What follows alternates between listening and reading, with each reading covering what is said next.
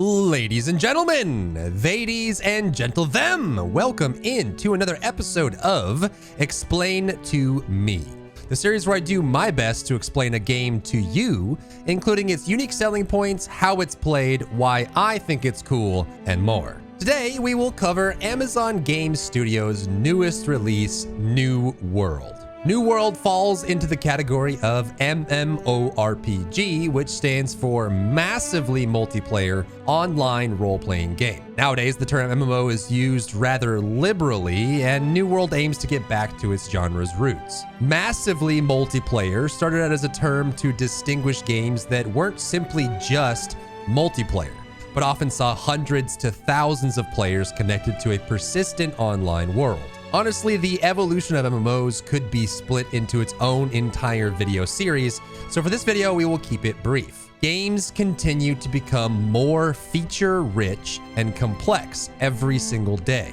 which naturally puts a strain on the enemy of these properties, performance. More players means more stress on a networked environment, which leads to more engineering challenges to keep things running as they should. To combat this problem, some MMO games started separating players from each other in their persistent world, which reduces the strain on your PC when you play and subsequently on the network systems as well. This is often referred to as sharding or instancing the players, so they were in the same location as each other, but they wouldn't actually see each other. You could argue, and many people do, that this made MMOs less massive as you can spend long periods of time without seeing other players. Additionally, quality of life changes have been made over the years to make these games more accessible. Reductions in travel time, reduced requirements and difficulties, and overall lowering the barriers of entry. It has become a hot topic in modern MMO gaming of which end of the spectrum is better. How hardcore should the MMO be, and how much time should be required to play it? I distinctly remember spending 6 months in EverQuest 1 just to get a single epic weapon for my character,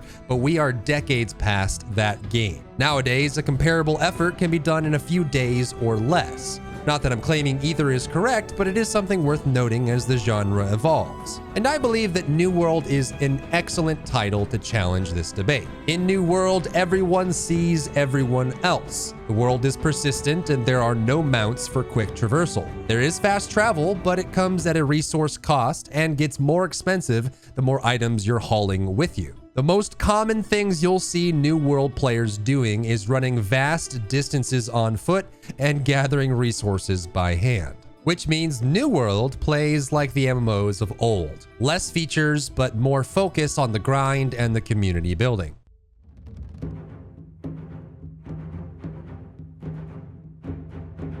You are shipwrecked on a new island and you must work together to build out towns and expand.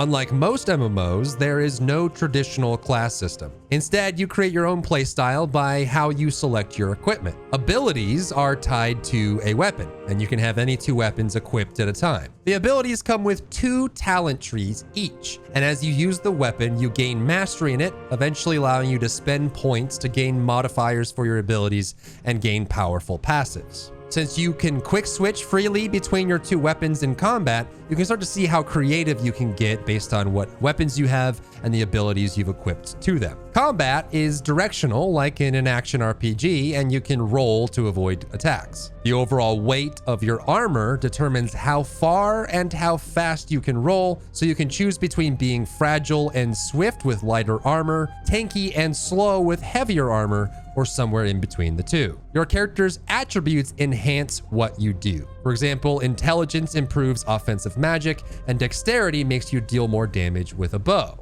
This means that as you level and distribute the points you have, you can further customize your character's playstyle. You can equip and unequip weapons at any time and eventually master them all, which means that you can stay on one character and there's less need to have multiple characters. Aside from combat, the game features a crafting system that supports town growth. Just like weapons, your character has access to all trade skills and professions, so you can eventually level them all. You don't have to specialize in any specific one if you don't want to. and you're encouraged to level them all. Everything in the game gives you experience, and there is a wealth of resources everywhere you go. Much of the core gameplay involves harvesting, skinning, mining, fishing, and seeking out rare materials. So, in between fighting enemies, you'll be chopping trees and hitting rocks with a pickaxe, and all of these things give you experience. But you won't be alone. The game focuses everything back into group play. You'll join one of the 3 available factions, and as you make contributions to towns,